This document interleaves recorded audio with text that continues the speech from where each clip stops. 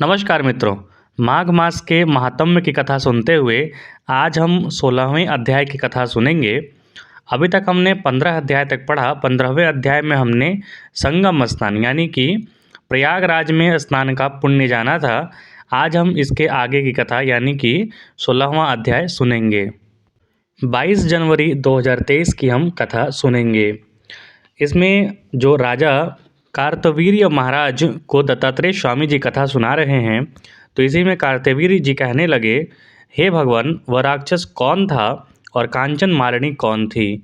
क्योंकि हमने 15वें अध्याय में सुना था कि कांचन मालिनी ने जो भी पुण्य अर्जित किया था संगम स्थान का, वो एक राक्षस को दे दिया था, जिससे राक्षस को मुक्ति मिली थी। तो उसी कौतूहलवश जानने के लिए कार्तवीर्य जी इस 16वें अध्याय में पूछते हैं कि कांचन मालिनी कौन थी और उसने अपना कौन सा पुण्य दे दिया था, उसने अपना धर्म कैसे दिया और उनके साथ कैसे हुआ। हे ऋषि, अत्रि ऋषि की संतानों के सूर्य, यह कथा सुनाकर मेरा कौतूहल दूर कीजिए। अर्थात कार्तवीर्य जी ये प्रश्न दत्तात्रेय स्वामी से कहते हैं। तब दत्तात्रेय जी कहने लगे कि राजन, इस पुरातन विचित्र इतिहास को सुनो। कांचन मालिनी नाम की एक सुंदर अप्सरा थी जो माघ मास में प्रयाग में स्नान करके कैलाश पर जा रही थी। तब उसको मार्ग में जाते हुए हिमालय के कुंज से एक घोर भयंकर राक्षस ने देखा। उस सोने जैसी तेज वाली, सुंदर कटी वाली, बड़े बड़े नेत्र वाली, चंद्रमुखी, सुंदर केश और पिन पयोघर वाली सुंदर अप्सरा को देखकर उस राक्षस ने कहा कि हे सुंदरी कमल नयनी, तुम कौन हो और कहाँ से आ रही हो? तुम्हारे वस्त्र और वेणी भीगे हुए क्यों हैं? तुम आकाश मार्ग से कहाँ जाती हो और किस पुण्य के प्रताप से तुम्हारा शरीर ऐसा तेजस्वी और रूप ऐसा मनोहर है? तुम्हारे गीले वस्त्र से मेरे मस्तक पर गिरे हुए एक बूंद जल से मेरे क्रूर मन को एकदम शांति प्राप्त हो गई।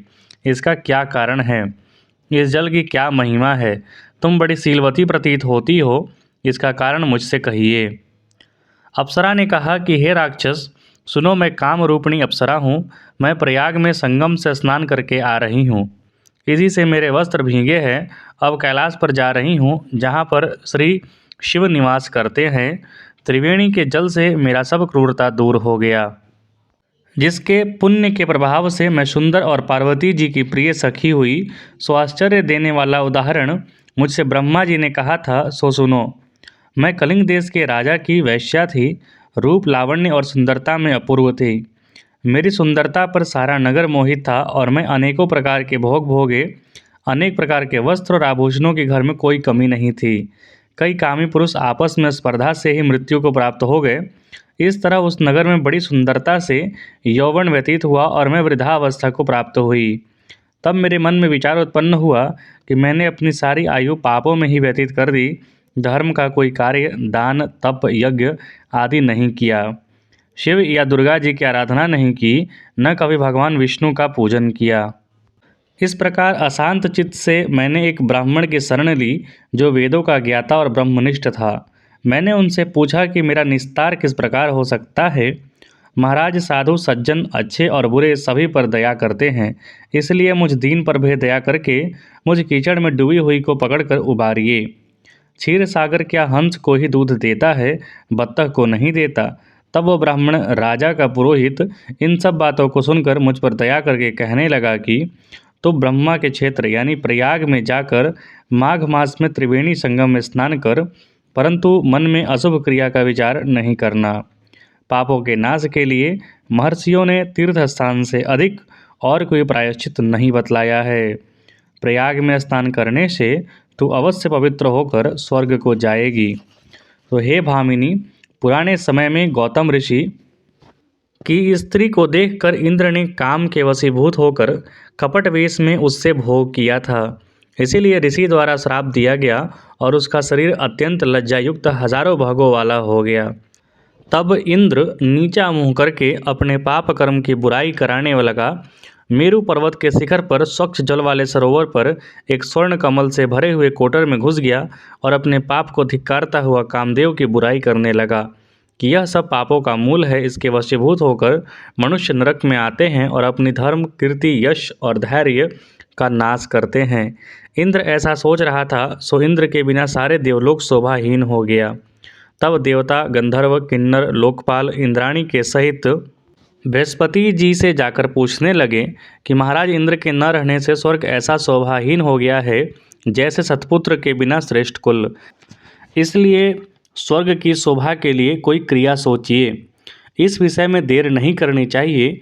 तब बृहस्पति जी कहने लगे कि इंद्र ने बिना सोचे विचारे जो कर्म किया है उसका फल भोग रहा है, सो वह कहाँ है यह मैं सब जानता हूँ। फिर गुरुजी ने सबको साथ लेकर स्वर्ण कमल से युक्त बड़े सरोवर में इंद्र को देखा, जिसका मुख मलिन और आंख बंद थी। तब इंद्र ने बृहस्पति जी के चरणों को पकड़कर कहा कि इस पाप से उद्धार करके आप मेरी रक्षा कीजिए। तब बृहस्पति जी ने इंद्र से कहा कि प्रयागराज में स्नान करने से तुम पाप मुक्त हो जाओगे।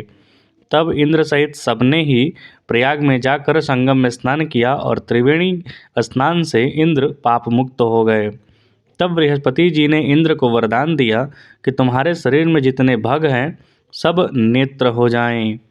तब इंद्र ब्राह्मण के वर से 1000 नेत्रों से ऐसा सुशोभित हुआ जैसे मानसरोवर में कमल शोभायमान होता है।